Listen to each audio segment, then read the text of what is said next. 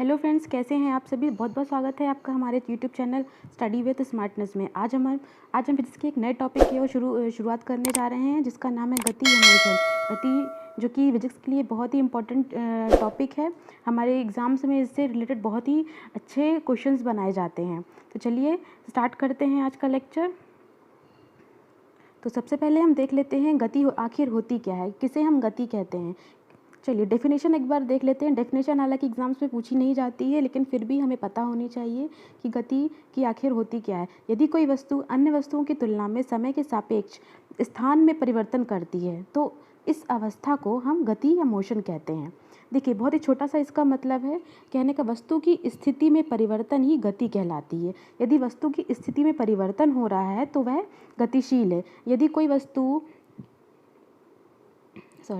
कोई वस्तु जो ए है वो एक समय पर किसी पॉइंट पर है और दूसरे ही समय पर वो दूसरे पॉइंट पर पहुंच जाती है, इसका मतलब कि उसकी गति हो रही है। यही कहा जा रहा है, समय के सापेक्ष उसके स्थान में जो परिवर्तन होता है वस्तु के, उसे ही हम गति कहते हैं। चलते हैं आगे। गति के आखिर प्रकार कितने होते हैं। देखिए दोस्तों, इस वीडियो में हम गति की बहुत ही बेसिक सी चीज़ें पता करेंगे कि बहुत ही बेसिक चीज़ें आखिर गति होती क्या है, उससे रिलेटेड इम्पोर्टेंट चीज़ें। इसके बाद हम आगे बढ़ेंगे कि गति के आखिर जो भी इम्पोर्टेंट क्वेश्चंस आते हैं उन्हें भी मैंने इस वीडियो में इंक्लूड किया हुआ है। चलिए देख लेते हैं गति के प्रकार कौन कौन से हैं। पहला है रैखिक गति। रैखिक गति जब कोई वस्तु किसी सरल रेखा पर गति करती है। यहाँ पर दोस्तों रेखा है। यदि कोई वस्तु किसी सरल रेखा पर गति करती है तो इस प्रकार की गति को हम रैखिक गति कहते हैं। जी हाँ, देखिए यहाँ पर एक बहुत ही अच्छा पिक्चर दी हुई है। सरल रेखा के अनुदिश एक कार की गति को दर्शाया गया है, जिसमें देखिए कोई एक कार है जो ओ पॉइंट से चलना स्टार्ट करती है। ओ से लेकर ए बी सी तक वो इस तरह से गमन करती है, क्योंकि ये पूरा जो परिपथ है जिसमें कार गमन कर रही है वो एक सरल या सीधी रेखा की ओर इंगित कर रहा है, इसलिए हमें इसे एक रैखिक गति कहते हैं। आई होप आपको ये डेफिनेशन समझ में आ गई होगी। चलते हैं नेक्स्ट टॉपिक में। वृत्तीय गति को समझना भी बहुत आवश्यक है, ये बहुत ही इंपॉर्टेंट है। जब कोई वस्तु किसी वृत्ताकार पथ पर गतिमान हो तो इस प्रकार की गति को हम वृत्तीय गति कहते हैं। देखिए क्लास, जब कोई भी वस्तु है, यहाँ पर वस्तु एक गेंद को लिया गया है। जो एक गेंद है, ये अगर यहाँ पर एक व्यक्ति है जो इस गेंद को एक धागे से पकड़कर अपने चारों इर्द गिर्द घुमा रहा है।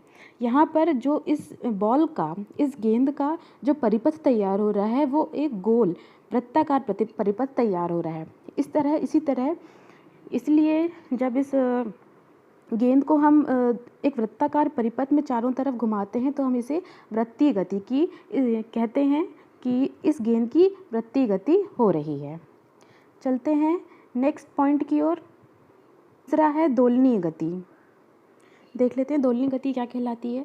जब कोई वस्तु किसी निश्चित बिंदु के आगे पीछे या ऊपर नीचे गति करती है तो इस प्रकार की गति को हम दोलनीय गति कहते हैं। यहाँ पर देखिए एक पेंडुलम को बहुत अच्छी तरह से दर्शाया गया है दोलनीय गति को स्पष्ट करने के लिए, कि जब कोई वस्तु, सपोज़ ये वस्तु पेंडुलम जो है वो अपनी साम्य स्थिति से दोनों तरफ एक निश्चित बिंदु के आगे पीछे या फिर ऊपर नीचे, ये आगे पीछे हो रहा है या तो ये ऊपर नीचे, इस तरह से भी अगर किसी वस्तु की गति होती है तो उसे भी हम दोलनीय गति कहते हैं। आई होप आपको ये क्लियर हो गया है। चलते हैं नेक्स्ट पॉइंट की ओर। गति। देखिए दोस्तों, आवर्त गति या दोलनीय गति में बहुत ही माइनर सा डिफरेंस होता है।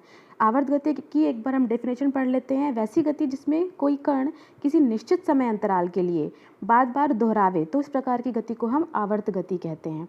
देखिए, अगर जो हमारा दोलनीय गति था उसमें कोई वस्तु इर्द गिर्द या तो ऊपर नीचे या तो आगे पीछे एक ही दिशा में या उसकी विपरीत दिशा में जब गति करती है तो हम उसे दोलनीय गति कहते हैं। आवर्त गति भी सेम चीज़ है, लेकिन इसमें एक निश्चित समय अंतराल दिया गया होता है। यदि एक निश्चित समय अंतराल पर कोई वस्तु या पेंडुलम की अगर हम बात कर लें, तो अगर पेंडुलम एक निश्चित आवर्त काल में दोनों साइड गति करता है तो हम उसे आवर्त गति कहते हैं। हमारा नेक्स्ट पॉइंट है अनियमित गति। अनियमित गति, देखिए अनियमित गति को दर्शाने के लिए यहाँ पर बहुत ही सुंदर पिक्चर दर्शाई गई है कि जब कोई वस्तु अपनी गति की दिशा अनियमित रूप से परिवर्तित करती रहती है।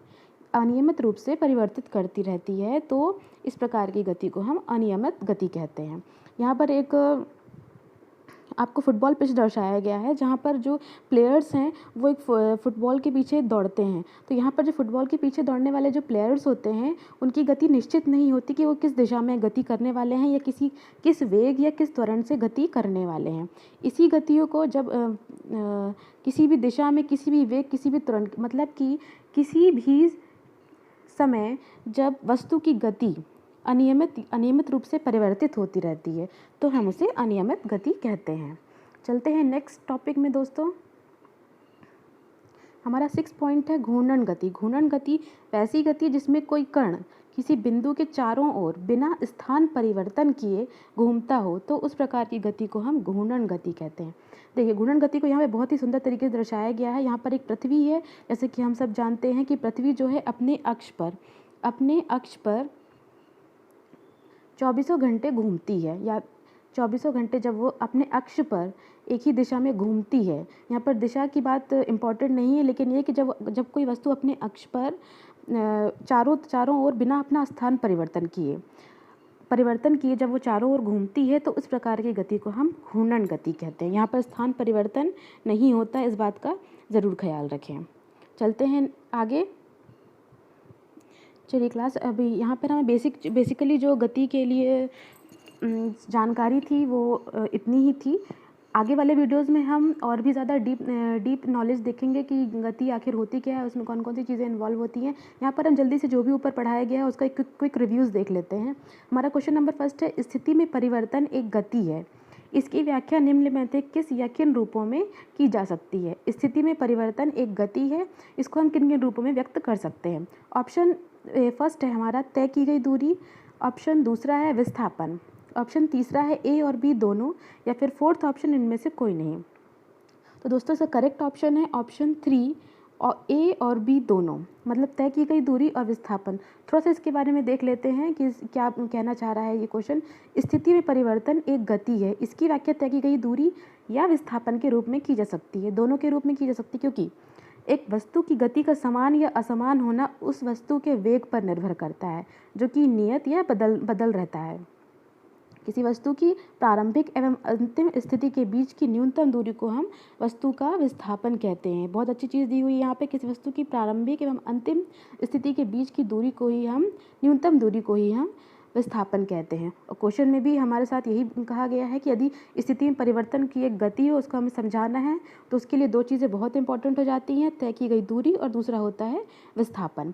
गति में ये दोनों ही चीज़ें इन्वॉल्व होना ज़रूरी है। नेक्स्ट देख लेते हैं। नेक्स्ट है हमारा, स्वतंत्र रूप से गिर रही वस्तु में कौन सी गति या चाल होती है। ऑप्शन ए है एक समान त्वरित गति, ऑप्शन बी है एक समान वेग, ऑप्शन 3 है हमारा एक समान चाल, या निम्न में से कोई नहीं। तो इसका ऑप्शन ए बिल्कुल करेक्ट है कि एक समान त्वरित गति। यदि कोई वस्तु ऊपर से स्वतंत्र रूप से गिर रही है तो उसका एक समान त्वरण होता है। यदि वस्तु एक सरल रेखा में चलती है तो इसका वेग समान समय अंतराल में समान रूप से घटता बढ़ता है। त्वरण का यही मतलब है कि जो वेग होता है उसमें परिवर्तन किस दर से हो रहा है। यदि कोई वस्तु ऊपर स्वतंत्र रूप से नीचे गिर रही है तो उसका जो वेग होगा वो परिवर्तित होगा, वो समान रूप से घटता जाएगा। इसे ही हम त्वरण कहते हैं। किस वेग में जो भी परिवर्तन की दर होती है उसे हम त्वरण कहते हैं। चलते हैं नेक्स्ट क्वेश्चन हमारा है, वस्तु की चाल सामान्यतः वेग के परिमाण से क्या होती है। वस्तु की चाल सामान्यतः वेग के परिमाण से क्या होती है। ऑप्शन 1 है कम, ऑप्शन 2 है अधिक, 3 ऑप्शन है समान, 4था ऑप्शन है तय नहीं कर सकते।